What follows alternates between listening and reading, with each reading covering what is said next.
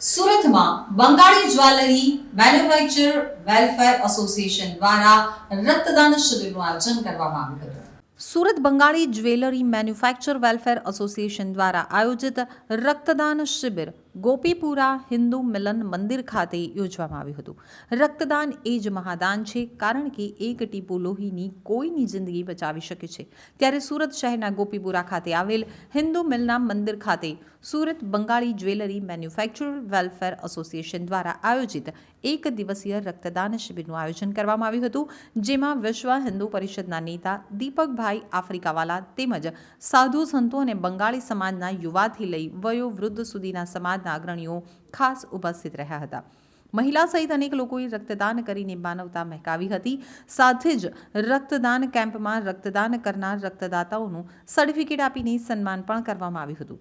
અને બંગાળી સમાજના આદરણીયએ જણાવ્યું હતું કે સુરત શહેરમાં સુરત શહેરને કર્મભૂમિ બનાવીને બંગાળી જ્વેલરી મેન્યુફેક્ચર એસોસિએશન દ્વારા દર વર્ષે નિરંતર રક્તદાન કેમ્પનું આયોજન કરવામાં આવે છે, જેમાં મોટી સંખ્યામાં બંગાળી સમાજના લોકો રક્તદાન કરી રહ્યા છે અને લોકોને પણ અપીલ કરી હતી કે રક્તદાન એ મહાદાન છે। એક ટીપું લોહીનું કોઈની જિંદગી બચાવી શકે તો લોકોએ પણ રક્તદાન કરવું જોઈએ।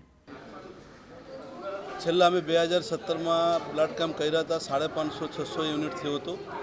વચ્ચે પછી કોરોનાને લીધે બંધ હતું ને નાની પ્રોગ્રામ તો થયા જ કરે, 200, 150, 100 યુનિટના થયા જ કરે છે। આ વર્ષે બી રાખેલી છે, 200થી 250 ટાર્ગેટ રાખેલી છે। મોટી ભાગે લેડીઝો બી છે, કારીગરો છે, બધા જ આપે છે બ્લડ। ને રક્તદાન એવી એક મહાદાન છે કે દર 3 મહિને કરવી જ જોઈએ। દર 3 મહિને બધાને કરવી જોઈએ। રક્ત બધા બીજાને કામ બી લાગે છે ને બીજાને જીવન બી બચાવે છે। ને આજે બપોરે 3-4 વાગ્યા સુધી ચાલશે। મોટી ભાગે કારીગર આવશે 12 વાગ્યા આસપાસ। ને આ રીતે દર વર્ષે આપણે કરતો જઈએ છીએ ને ધાર્મિક પ્રોગ્રામમાં બી થાય છે। 150-200 બ્લડ કેમ્પ આપણે દર વર્ષે 3-4 કરીએ જ છે। નાના મોટા કરીએ છીએ ને એ કરવા બધાને કરવા જોઈએ। હું બધાને કહીશ કે ભાઈ બ્લડ ડોનેટ કરો, બ્લડ દાન કરો, રક્તદાન કરો। તમારી રક્તદાનથી બીજાની જીવન બચી શકે। હિન્દુ મિલન મંદિરમાં આજે Surat Bengali manufacture jewellery association welfare trust દ્વારા રક્તદાન શિબિરનો કાર્યક્રમ રાખવામાં આવ્યો છે।